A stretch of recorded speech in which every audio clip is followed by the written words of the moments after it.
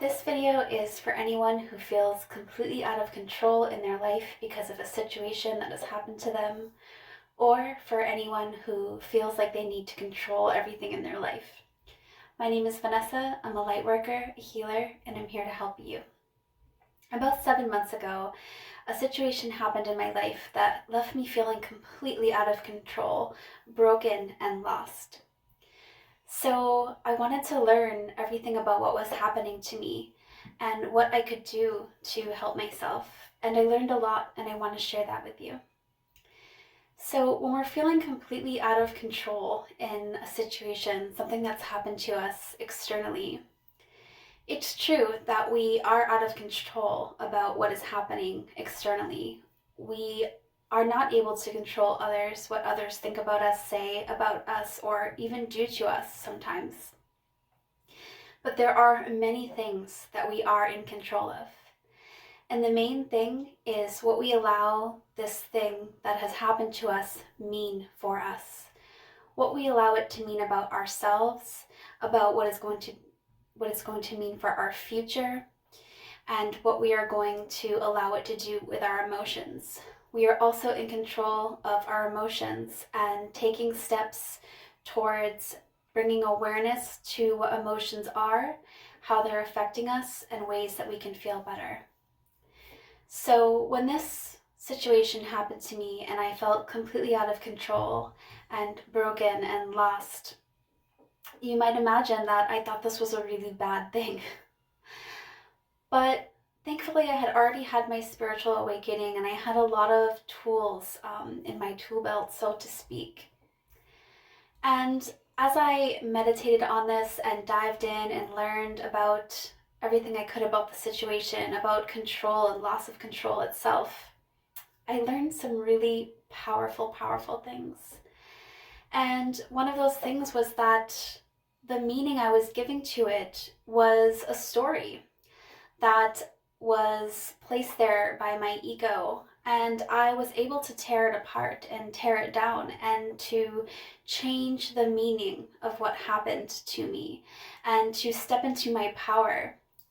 And I really realized that it was a good thing because we don't have control of the external things in our life. We don't have control over other people and what they do and say and think of us and things that might happen to us.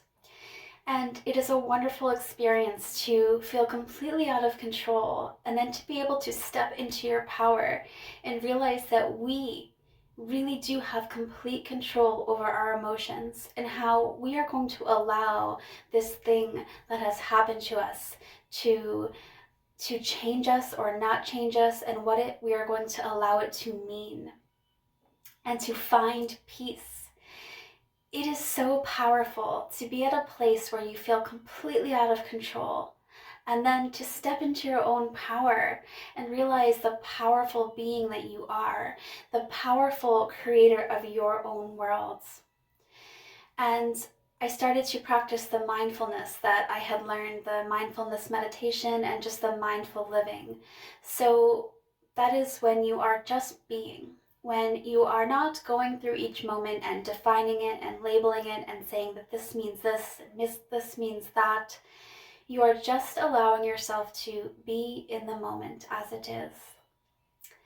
And you pour love onto yourself and you realize that your emotions are energy and that right now you have a really strong traumatic energy going through you, but it is just an energy. And if we can disassociate from the reality that our ego wants to make the situation and to separate the actual facts of what's happening and not what we have decided that it means, the story we have given it, and especially what it means about ourselves and our safety in the world.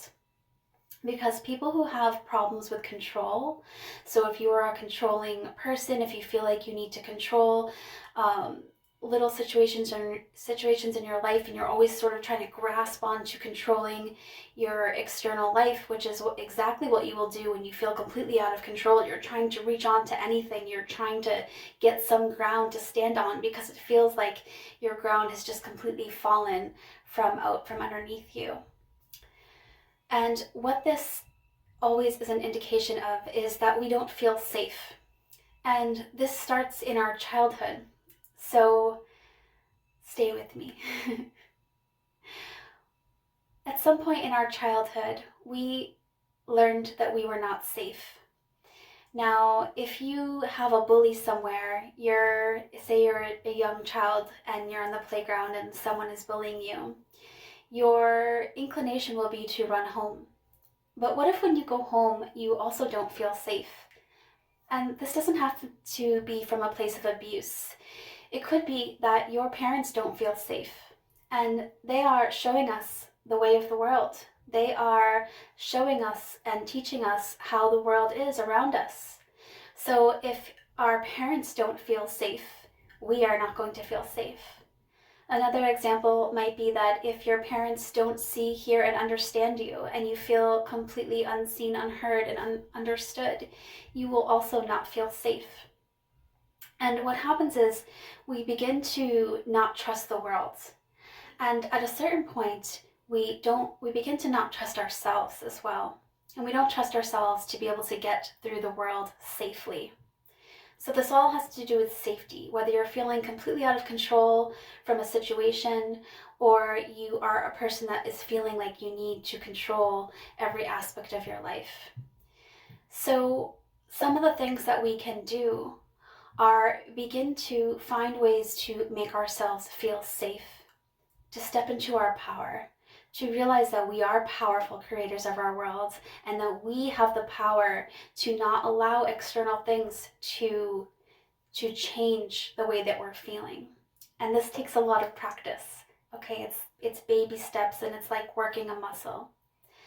But if we can understand that what's happening externally is external, and inside we are an energy as well. We are a living entity. And we can choose to react or to respond to what's happening in our lives. And the more that we live this mindful life where we are being present in the moment and removing the stories and the meanings that our ego is desperately trying to give us, because the ego is trying to protect you.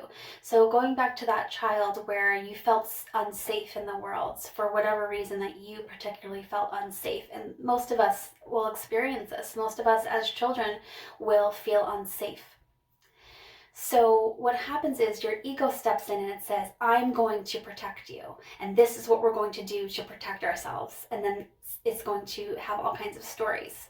But what we don't understand is that that ego and that voice in our head is not us. And it is often really not understanding our best interest. It's desperately trying to keep us safe, but it is not doing a good job.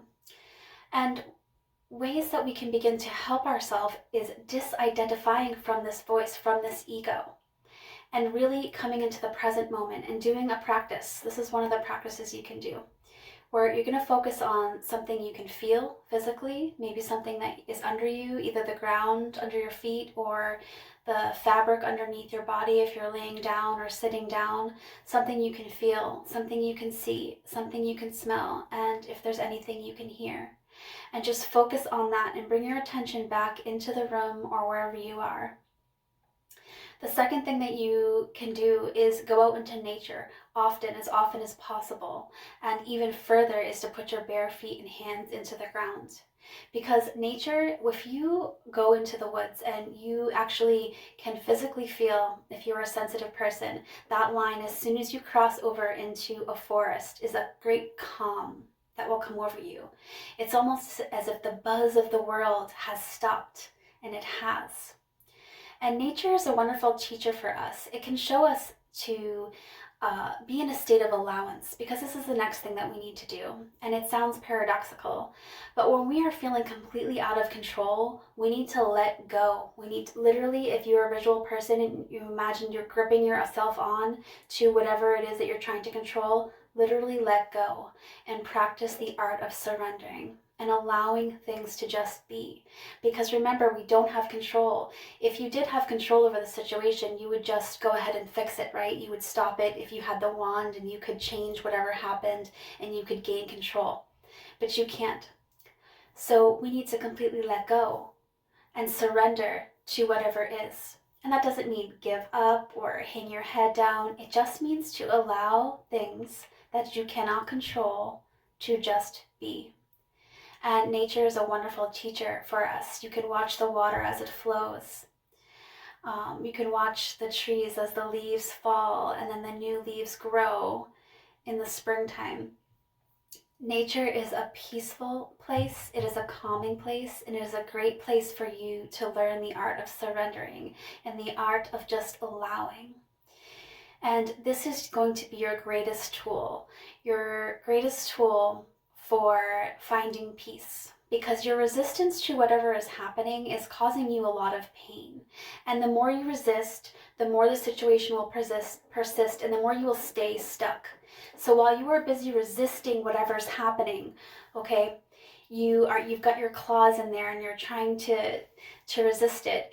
It's actually growing stronger, and you're not going to make any headway. And it's only when you let go and you accept whatever is, whatever that you can't control, that you will begin to find peace. And then you will begin to be able to hear through the silence ways to find peace.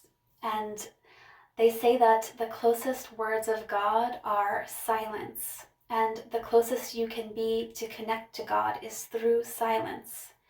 And we can't achieve that if our brain is doing this constant loop of thoughts and our ego is talking to us about how it's going to protect us. So we need to quiet this mind. And again, nature is one of the most powerful ways for us to achieve this. So we want to quiet our minds.